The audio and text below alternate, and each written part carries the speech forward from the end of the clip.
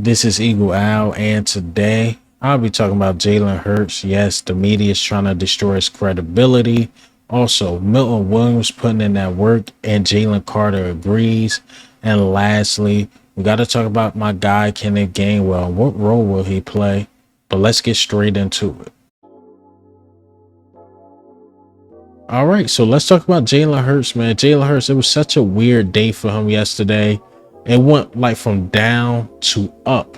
And I would talk about it because the bit media went on Twitter, see what the bit media talking about. And yes, you guessed it. They're still talking about Nick Sirianni and Jalen Hurts, their relationship, and will it change? Look, man, we got 30 plus more days, and that's the only topic they can talk about because there's really no stories coming out about the Philadelphia Eagles. So WIP decided to put out this weird poll, like who's the cause of the organization problem? Is it like Hurts or is it the organization? Some weird junk like that, right? So another dig at Hurts because they couldn't get AJ Brown a couple months ago.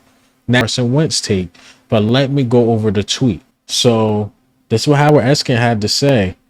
He said they could move on from Jalen after this season. You think about their history. They don't waste time. If they realize that he's not the right guy, then they're going to move on and find a way to fix the salary cap.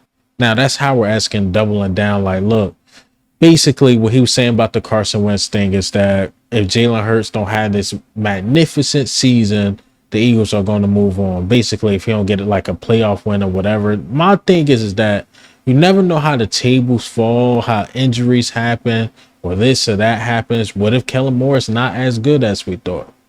What if this QB coach is not good as we thought? What if Jalen Hurts go through an injury? We don't know. So sometimes we got to watch how the season falls before you make big, bold predictions like that. Now, everybody healthy on paper, yes, I expect them to do big things. But again, you just never know how the season just falls to put all that on his shoulders. And back to the Carson Wentz thing, Carson Wentz wanted out.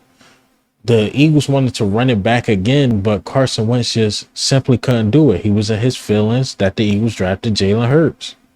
But I don't think the organization is so big on if Jalen Hurts don't have this magnificent year this year that we're going to move on. I think the media is just looking for something to talk about. But then, as this stuff going on, Jalen Hurts is working. He don't care what the media is talking about. So there's some pictures released today. You got Jalen Hurts with Paris Campbell, Jalen Hurts with Johnny Wilson. He's with all the new guys trying to build the chemistry, working with his teammates, being a leader, while the big media is still stuck on the Jalen Hurts versus Nick Sirianni. He's working out with his guys. That's not the big story because even the day before yesterday, it was Jalen Hurts and Saquon. They ain't talk about that the next day. They hop right back on the negativity. Whereas though again, Jalen Hurts is out here working. He's under his teammates' comments like Paris Campbell, like with the handshake. And we know Jalen Hurts don't rock with social media like that no more. And again, the big media is just stuck on the negativity, man. But it's a lot of positive things going on with Jalen Hurts, especially working with the new guys, which again, he can just be on his own, do his workouts, and prepare for training camp. But he's working with the guys, the rookies, who, again, Johnny Wilson, who might not even get that much playing time with Jalen Hurts, but Jalen Hurts is working with him. Paris Campbell, wide receiver 3. We know the wide receiver 3 is barely even touched the ball, and Jalen Hurts is working with him, trying to build something with him. Maybe Jalen Hurts probably reflected on last season, like maybe I could have used that third wide receiver like Quez Watkins or Zacchaeus more, but now he's really trying to build that chemistry with Paris Campbell. So I don't know what the bit media is doing, but they got to sell. Negativity sells. So controversy sells. And this one just not selling like that. I'm telling you, if they was to talk about what Jalen Hurts is doing right now, a lot of people will be on it, but stuck on the Carson Wentz thing. But let's talk about Milton Williams, man. Milton Williams out here working. Yes, I posted this. Milton Williams, he posted it on his story. He's lifting, getting strong. Getting ready for the season, lifting 475, easy work. And I'm going through my lights, and Jalen Carter might not like this, but the light's supposed to be private on Twitter. I'm going through my lights. I'm like, yo, Jalen Carter, like what I said, clicked on the page and that was actually him. It's a couple guys that really watch what I do, but I won't air them out because they didn't publicly, reach out to me, or I'll keep it at that. They didn't publicly, so I just keep it that way. But it's a lot of guys, especially on the defensive side of the ball, that rock with your boy Eagle Owl. So Milton Williams again putting in the work. I always say he's gonna be the next run up. If Jordan Davis or any of these dudes can't get right, Milton Williams is right there. But I hope Howie Roseman just do the smart thing. Extend him now. You could get him, I won't say on a cheap deal, but a reasonable deal. A reasonable deal. Whereas though it is something he'd take, not too much of a hometown discount, but a hometown discount. I think he'd take with the team. And I really want him to have an opportunity to compete against Jordan Davis. I want a real opportunity. And if he's going to have that real opportunity, it would be with Vic Fangio.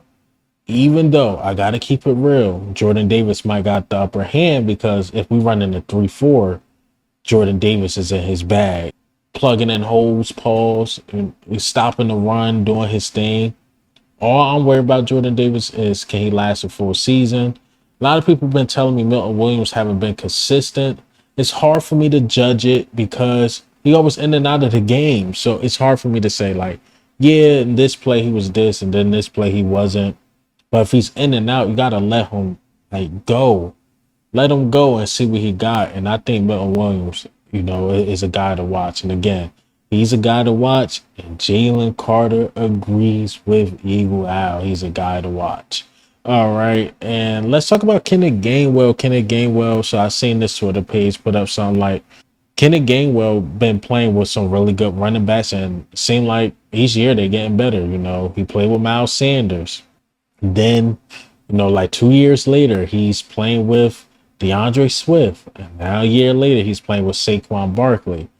And he's seen the increase in touches because Kenneth Gainwell did start the season. And he had about 300 plus yards, 2 touchdowns. He didn't do the things I expected him to do. But I think the fans was on him a little too hard, in my opinion. It's because I think as much as we say Jalen Hurts and the other guys was a victim of the system, think DeAndre Swift and Kenneth Gainwell was too. Like, it were games like Kenneth Gainwell and DeAndre Swift are just doing their thing. And then we run these basic plays and these screens to Devontae Smith. Now, I would say this. A lot of people want to move him to RB3 or even possibly trade him. Right now, I think he's better than Will Shipley.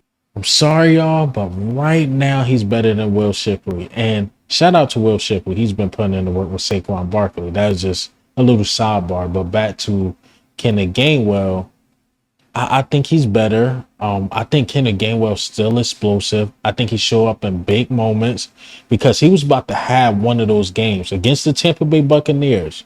Before the coaches took the ball out his hand, he was about to have one of those games. It was going to be him and Devontae Smith, and they took the ball out of his hands. And they ran these stale plays, and then the Bucs ended up blowing us out because we didn't utilize the run. Kenneth Gainwell, again, was about to have one of those games, and the coaches, it's like, nah, we just going to lose this game. And that's what we did. We lost the game, and it sucks because a guy like Kenneth Gainwell probably really needed that on his resume. And I think he's going to be a solid RB2. When his number's called, I think he plays his best that way. Because now when I really think about it, when he was with Miles Sanders, and just when his number was called, like against the Giants, that playoff game, when his number was called, he showed up and showed out anytime. So he's not going to be, the 3 down back I was hoping he could be, but he'll be a solid backup. And even Bleacher Report, far as duos, they got them number 6 with Saquon Barkley and Kenneth Gainwell.